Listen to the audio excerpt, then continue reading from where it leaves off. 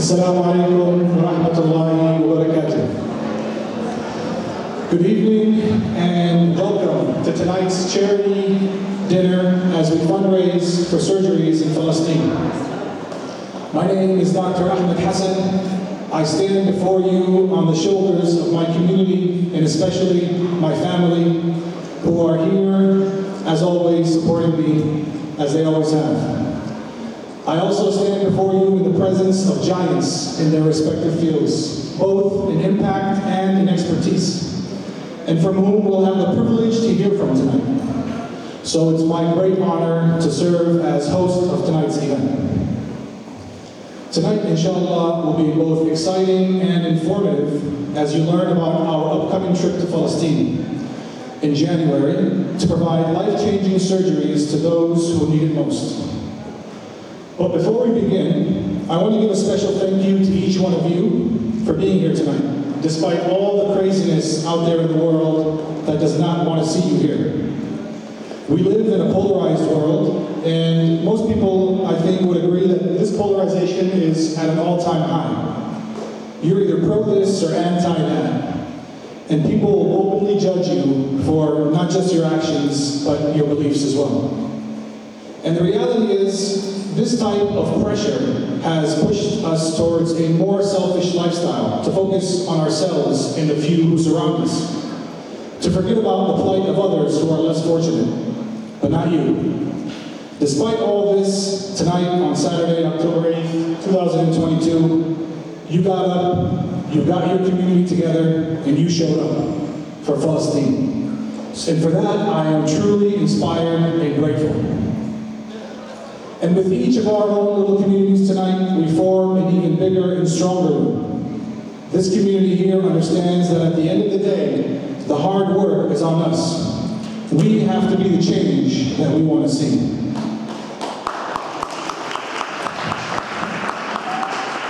So it's with excitement that I talk to you all tonight about this wonderful initiative, but before I do, I wanted to introduce our esteemed speakers, some of whom are visiting from out of state, and many of whom will be embarking on this journey with us in January. On the screen, it's a little dim there, but can you go back once? Yep. One time, Ahmad, thank you. There we go. On the screen, you'll see that we'll start with our guest speakers, giving you a better understanding of who we are and offering an inside look at our project. We'll then have a fundraising session, followed by a short break for Maghrib prayer, inshallah. Dinner will follow after Maghrib prayer, and is being provided by the one and only Abu Mahir. He's in the back, but let's hear it from Abu Mahir, who generously donated all of the food for tonight. And during dinner, you'll have the opportunity to hear the amazing story of a young Palestinian girl named Sadna Arabi. We'll end the night with one final fundraising push and send you off around Isha time. And so we begin. We were hoping to begin with Sheikh Ishaq, but he's running late. So once he gets here, inshallah, we'll put him in. So we'll move on. And I was going to share a few words. But for my talk, I really wanted to spotlight an organization that's near and dear to me called Fajr Scientific, and one of the co-sponsoring organizations for tonight's event. And if you could go one more, Ahmad, because this is the man I want to spotlight for tonight. For 25 years, Fajr Scientific and the man behind it, Dr. Khalid Saleh, everybody let's hear it for Dr. Khalid Saleh who's here tonight. Fajr Scientific and Dr. Saleh have been at the forefront of research and innovation in the field of orthopedics, publishing literally hundreds of publications on the topic of joint replacement, writing book chapters on this topic, mentoring thousands of up-and-coming surgeons, among those going on to becoming presidents of academic associations and joint surgery fellows at Harvard. One of my co-residents, Dr. Zain al-Sayed, is Dr. Zain al-Sayed here?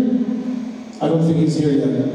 But my other co-resident, Dr. Muhammad Padella, is here as well, so I'd like to give him a warm welcome. As well as one of our fellows, Carl Bridges. By the way, I was told that if I didn't make that introduction, I'd be fired, so I hope I'm so good. Despite knowing all of Fajr and Dr. Saleh's contributions to the field, the sheer level of impact never quite hit me the way it did when writing a research paper of my own.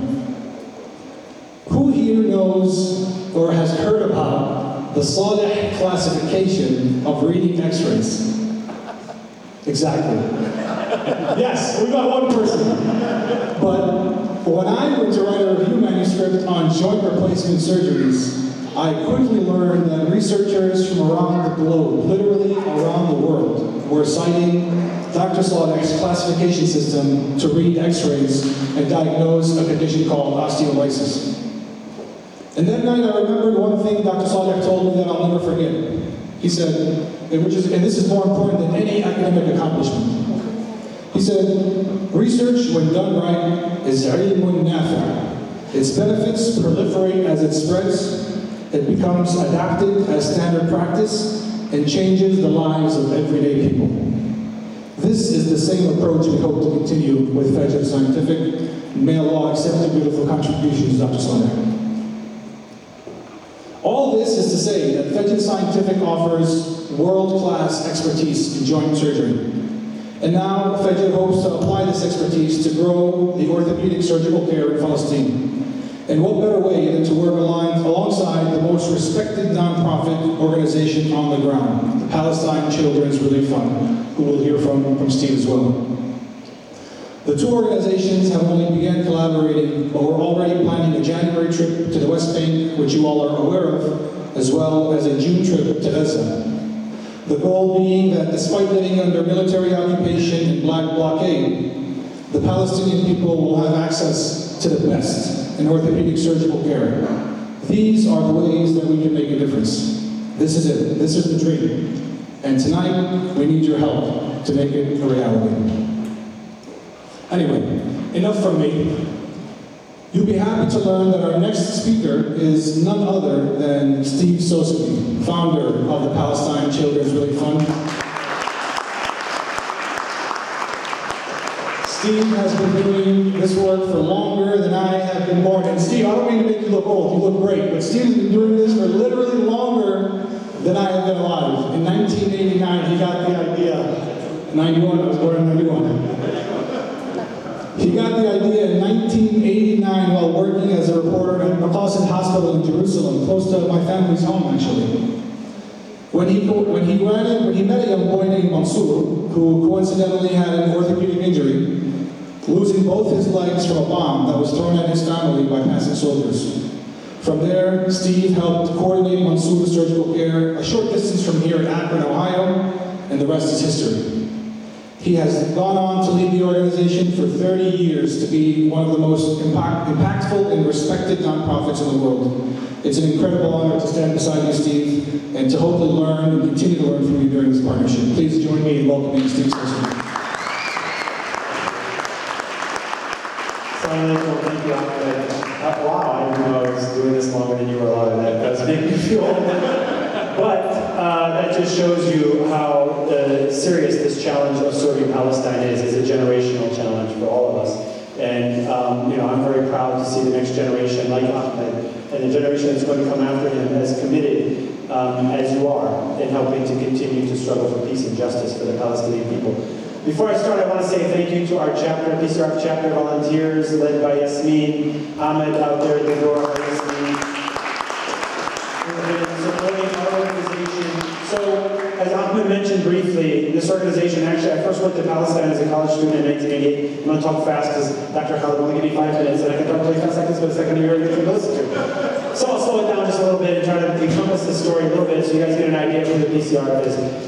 My commitment to Palestine started when I first went there as a college student back in 1988, and I saw firsthand two things. I saw the courage and the struggle and the sacrifice of the Palestinian people, who were every day in the streets, whether they were college professors or common workers, housewives, Christians, Muslims, everybody in the entire Palestinian community were out struggling for freedom against occupation, struggling for the basic core values of equality and national, let's say, self-determination that we have in this country, that our forefathers sacrificed for and died for, the Palestinian people were struggling for and continue to struggle for every day. And that was really impactful to me. I saw firsthand their courage, these unarmed young people for the most part, like I was back then, thank you, Ahmad, who were struggling for equality and freedom, risking their lives and at any time sacrificing their lives for the basic values of freedom and democracy and justice, things that we have in this country and sometimes take for granted. And the second thing I saw and realized when I first went to Palestine is the humanity of the Palestinian people, their kindness, their humor, the human connection that they welcome, their welcomingness that they have for strangers, especially people like myself. I'm from the country that pays for the weapons that kill their children. So they don't have to be welcoming. They don't have to be kind to me. They don't have to be hostile. But I've never, ever had one encounter in my 30-plus years in Palestine that has been anything but positive. Except driving. That's a whole different subject. I'm not talking about that. You all, if you've driven in Palestine, you know what I'm talking about. I want to first say that this organization was started with one very basic intention on my part, which is to serve a cause that I believe very strongly is a human cause. It's not just for Arabs, it's not for Palestinians, it's not just for Muslims, it's for all of humanity. Because what the Palestinian people are struggling for are the basic human rights. That all of us throughout the world would do the same. We would also be in the streets struggling for our freedom if we were denied freedom the way the Palestinians are being denied freedom every single day. So as a human being, before I'm an American, before I'm anything, I'm a human being, like we all are in this room. And the core values that the Palestinians are struggling for are human values. So it's one that we all should stand with and struggle for and support. So my support for the Palestinian comes from that perspective, the Palestinians. I wanted to do something that had an impact. I was a journalist, as Ahmad said, but being a journalist in Palestine is a very frustrating and unfruitful endeavor. You don't ever see change. You don't see change, any improvement in the lives of the Palestinians. And I wanted to educate and share the story of the Palestinian people with my fellow Americans, because we all know in this country, it's true today as it was 30 years ago, Americans don't know the reality of what's happening on the ground in Palestine. They're not aware. They don't know the struggle of the people there. So I started an organization. I met these injured kids from Al Khalil. Mansour and some of his sisters were injured. Mansour lost his legs. Brought them to Ohio because that was the way I wanted to serve the Palestinian people. And I saw the impact of these kids coming, and Americans for the first time seeing injured Palestinian children. They were on the front page of our newspapers. They were on our television news shows. And people started to think, well, why are Palestinian children being injured? Why are Israeli soldiers throwing bombs and shooting Palestinian children? And it started to have an impact on the way Americans were thinking about this issue. The issue that we were paying our tax money to kill innocent Arab children on the ground in Palestine. So that was an important role for me, because that was my job as a journalist, to try to educate people. It's very hard to do that. But when you bring these kids here and people see firsthand the humanity and the human component of these children, it started to change their mentality. But the other aspect of bringing kids to this country, that's how we started the organization, and that's why I started the organization back 30 years ago, was that it unified our community outside to do something. We're all frustrated because we feel that we cannot contribute to the Palestinian struggle in an effective way. We all feel that this issue, politically, cannot be solved or rectified. But that's not true. Here tonight is clear proof coming together and supporting this mission led by Dr. Khalid and these great doctors, volunteer doctors, is a clear sign that we can have an impact. What our organization is doing today, and when Ahmad comes here and stands next to me, it means my time's almost up. 5 minutes, I've never had 5 minutes to talk in my entire life, so I apologize. It's very hard for me. I'm going to get to it right now, all right? All right? He's breathing on me. This is what we're trying to do. We have a goal in this organization. We're identifying every single gap and defect in the entire health sector in Palestine. In orthopedics, and in orthopedics, pediatric orthopedics, and in orthopedics, scoliosis, led by Dr. Walid Yasser, and in orthopedics, hand surgery, and in orthopedics, joint replacement. And we have committees set up of volunteer doctors who are guiding us and identifying how we can have an impact on the ground there. And all of our doctors who are giving us this guidance have been there and know firsthand what the needs are. And we're doing this in every specialty. We have Dr. Nathan Navapli sitting over there. He's a pediatric. Can you raise your hand, Dr. Nathan? Nathan's been on several missions for us as a pediatric surgeon. a volunteer.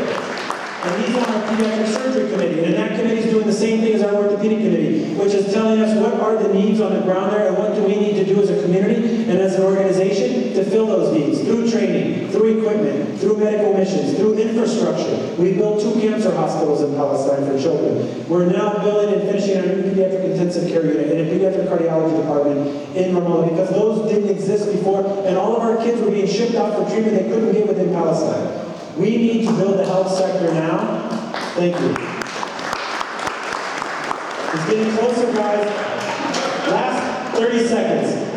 This mission needs to be supported because it fits in within a larger strategy of transforming the health sector in Palestine to be more sustainable, self-sufficient, and independent. It is haram. It's shameful for us with all of these great educated doctors and educated nurses and educated people in the diaspora community, in your community, to depend on the occupier to treat our children.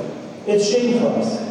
So we need to change that. And our organization is committed to changing that. These doctors, led by Dr. Khalid, we're committed to changing it. It's a long-term plan. It's going to take a lot of work. It's going to take a lot of struggle. There's going to be a lot of sacrifice and a lot of even failure. But in the end, we're going to save lives. In the end, we're going to change the health system in Palestine. And in the end, we're going to show the people there that they're not forgotten, that their struggle still resonates in our hearts, and that you coming here tonight shows them that we stand with them until Palestine is free. Thank you, guys. Thank you very, very much, Mr. Sosebee. And Steve did an excellent job foreshadowing our next speaker. The next speaker is someone who has not only been an incredible mentor to me in my journey, but who has touched the lives of perhaps thousands of Palestinians, having done and still doing mission work with PCRF for the last 18 years. I've had the privilege of accompanying him on our latest medical mission to Ramallah back in March, where he performed complex spine surgeries and he helped orthopedic surgeons train there at the time. That special person is Dr. Wali Yassir.